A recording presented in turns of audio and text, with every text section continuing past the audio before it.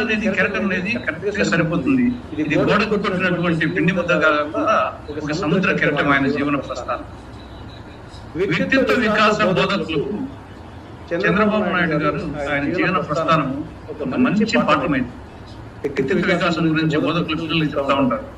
అంటే ఒక మనిషి జీవితంలో సక్సెస్ కావాలంటే ఏ విధంగా ఉండొచ్చు అని చెప్పేసి చంద్రబాబు నాయుడు గారి జీవన ప్రస్థానం వచ్చేసి ఒక మంచి పాఠమే.